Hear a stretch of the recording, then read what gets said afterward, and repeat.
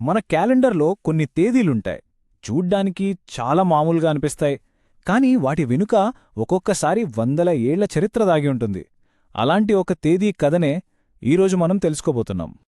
అవును, కొన్ని రోజులు కేవలం అంకెలు మాత్రమే కాదన్నమాట. శతాబ్దాల పాటు జరిగిన కథలకు, చరిత్ర గతిని మార్చేసిన సంఘటనలకు అవి ఒక కేంద్ర బిందువులా మారిపోతాయి.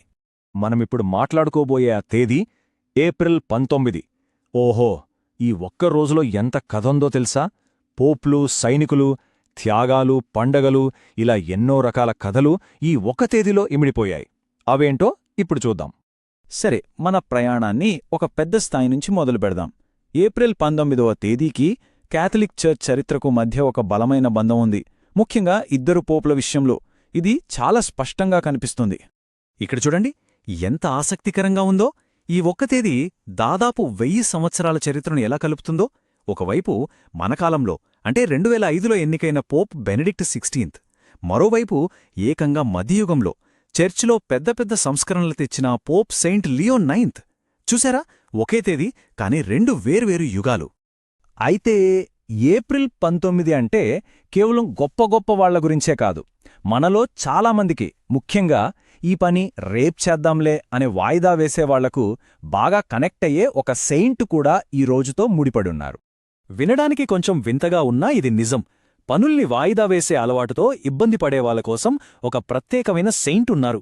ఆయనే సెయింట్ ఎక్స్పెడిటస్. ఈయన పండుగ కూడా ఏప్రిల్ 19వ తేదీనే. ఆయన కథ వెనుకున్న అసలు సందేశం ఈ రెండు లాటిన్ పదాల్లోనే ఉంది. ఆయన చేతిలో హోడీ అని రాసి ఉన్న శిలువ ఉంటుంది. లాటిన్లో హోడీ అంటే ఈరోజే అని అర్థం. అంటే పనిని వెంటనే చేయాలి అని చెప్పడం. అదే సమయంలో క్రాస్ అని అరుస్తున్న కాకిని తన కాలి కింద నలిపేస్తుంటాడు. క్రాస్ అంటే రేపు, అంటే రేపు చేద్దాంలే అనే ఆలోచనను అణిచివేయడమే దీని సారాంశం. అంటే ఈ బొమ్మను చూసినప్పుడు అది కేవలం ఒక పాత చిత్రంలా అనుకోకూడదు. ఇది ఒక బలమైన సందేశాన్నిస్తోంది. ఒక రోమన్ సైనికుడి రూపంలో ఉన్న ఆయన వాయిదా అనే మన శత్రువుని ఓడించాలంటే ఎంత ధైర్యం, ఎంత నిశ్చయం కావాలో మనకు గుర్తు చేస్తున్నాడు. సరే, ఇప్పుడు ఈ తేదీకి సంబంధించిన మరో కోణాన్ని చూద్దాం. ఇది కాస్త సీరియస్. ఏప్రిల్ 19 అంటే కేవలం సంస్కరణలు, స్ఫూర్తి మాత్రమే కాదు. తమ నమ్మకం కోసం, విశ్వాసం కోసం ప్రాణాలర్పించిన వారి త్యాగాలకు కూడా ఇదొక గుర్తు. ఇక్కడ మనం చూస్తున్న వాక్యం సెయింట్ అల్ఫేజ్ కథ గురించి చెబుతోంది. ఈయన కాంటర్బరీ ఆర్చ్ బిషప్. తన ప్రజల కోసం తన ప్రాణాలనే పణంగా పెట్టారంట. ఆ గొప్ప త్యాగం జరిగింది కూడా సరిగ్గా ఇదే ఏప్రిల్ 19వ తేదీన. సెయింట్ అల్ఫేజ్ కథ ఒక్కటే కాదులేండి. ఈ టేబుల్ని ఒకసారి చూడండి. ఒక విషయం మనకు చాలా స్పష్టంగా అర్థమవుతోంది.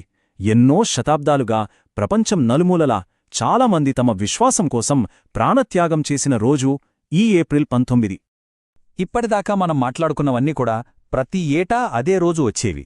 కాని ఏప్రిల్ 19కి మరో ప్రత్యేకత ఉంది, కాస్త క్లిష్టమైనది కూడా. అదేంటంటే ప్రతి సంవత్సరం తేదీలు మారే పండుగల ప్రభావం కూడా దీనిపై పడుతుంది. దీని అర్థం చేసుకోవాలంటే మనం ఈస్టర్ కాలం గురించి తెలుసుకోవాలి.